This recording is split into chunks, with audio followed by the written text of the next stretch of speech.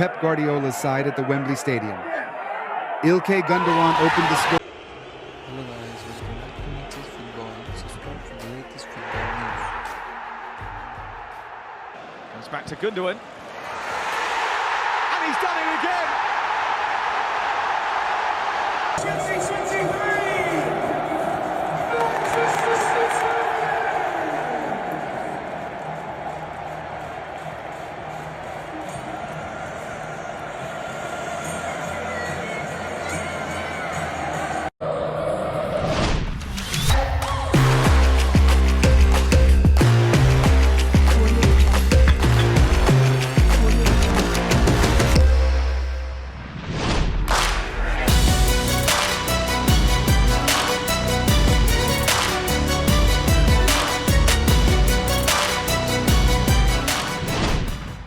Manchester City pada akhirnya berhasil mengalahkan rival sekotanya Manchester United di final Piala FA, di mana skor 2-1 mampu mengantarkan anak asuh Pep Guardiola tinggal selangkah lagi meraih impian treble musim ini. Yap, sebuah harapan yang berbanding lurus dengan permainan mereka yang sungguh sempurna musim ini.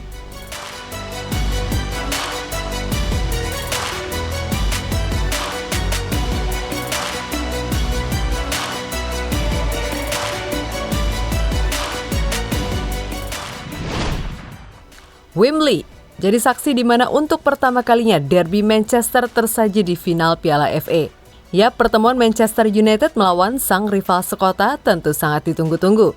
Pasalnya Piala FA bagi kedua tim sangatlah berarti dan khususnya bagi City, kemenangan jelas akan semakin mendekatkan mereka untuk misi meraih treble musim ini.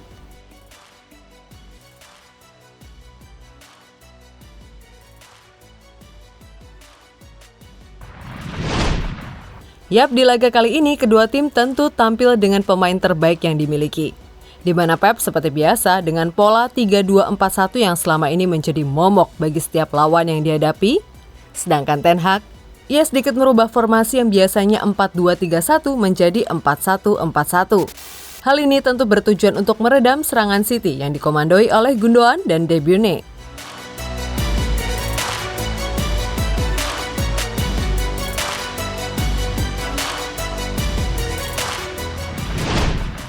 Nah, seperti yang terjadi secara mental City tentu di atas MU.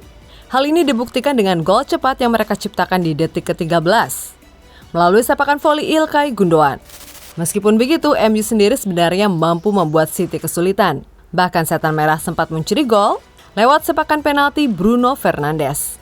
Namun, bak penyakit yang terlanjur kronis, permainan inkonsisten antar babak yang ditampilkan oleh MU musim ini kembali terulang. Pasalnya di babak kedua, gawang mereka kembali jebol lewat skema yang sebenarnya bisa diantisipasi. Di mana Gundogan yang dibiarkan bebas dengan akurat kembali melakukan sepakan voli yang tak mampu dihalau oleh De Gea. Dan setelah skor 2-1, mutlak pertandingan diambil alih oleh City sampai akhirnya mereka memastikan diri sebagai juara.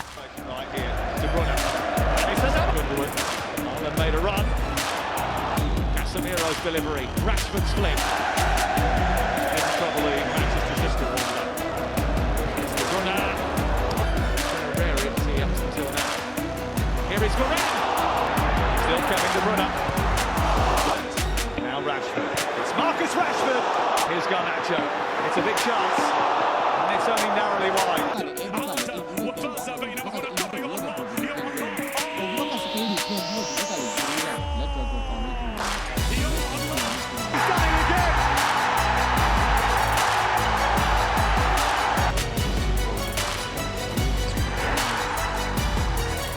Gundogan. And he's done it again!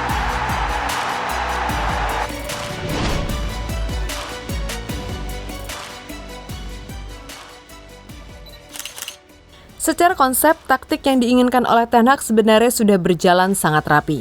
Akan tetapi emang dasarnya pemain MU yang penyakitnya itu-itu aja yang membuat City seolah mendapatkan gol hadiah. Di gol pertama, para pemain MU seolah telat fokus, sehingga gagal mengantisipasi serangan sederhana yang dibangun oleh City. Begitu pula di gol kedua, mereka seolah hanya terpaku pada bola dan tidak memperhatikan Gundogan yang kosong.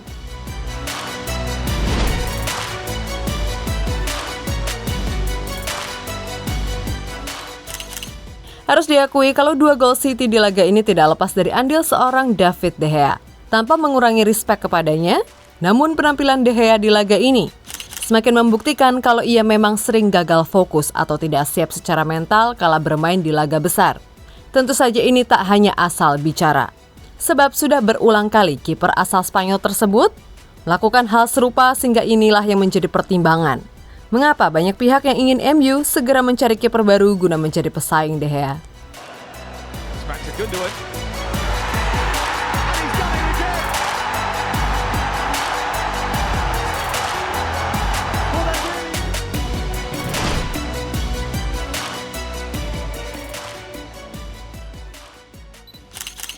Meskipun kalah, tentunya ada hikmah di balik ini semua. Tidak hanya buat MU, melainkan untuk Inter, yang akan menjadi lawan City di final Liga Champions. Yap, melihat bagaimana Ten Hag memasang Fred, Eriksen, dan Casemiro sekaligus, tentu membuat para gelandang City cukup kesulitan dalam mengalirkan bola. Ditambah permainan high press, yang sebenarnya bisa dibilang cukup sukses.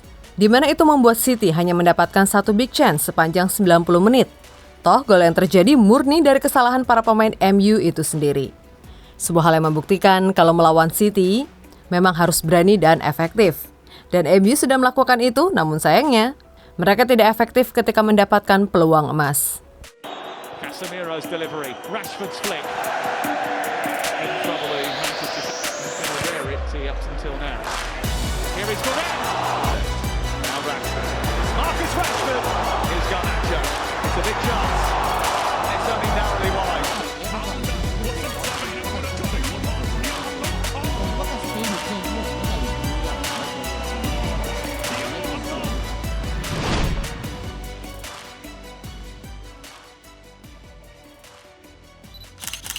Sisi lain dari kekalahan ini jelas kian membuka mata semua pihak kalau MU mau bersaing dengan City, maka mereka harus segera membeli pemain baru yang berkualitas.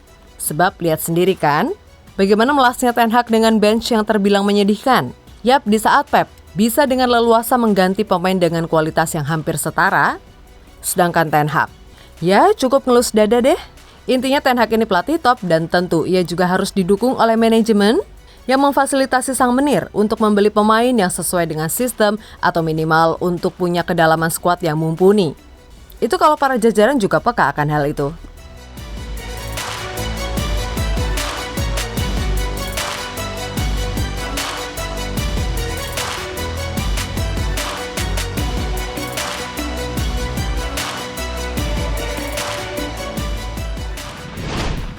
Ya, pada akhirnya MU harus kalah dari City. Akan tetapi kekalahan ini bukanlah sesuatu yang hina, sebab mereka sudah menunjukkan segalanya yang mereka bisa sesuai dengan kapasitas yang dimiliki. Entah itu Fred dengan gerasak-gerusuknya, atau Sancho yang gitu-gitu aja. Intinya semua sudah berusaha dan buat para fans setan merah, petualangan sebenarnya itu adalah musim depan.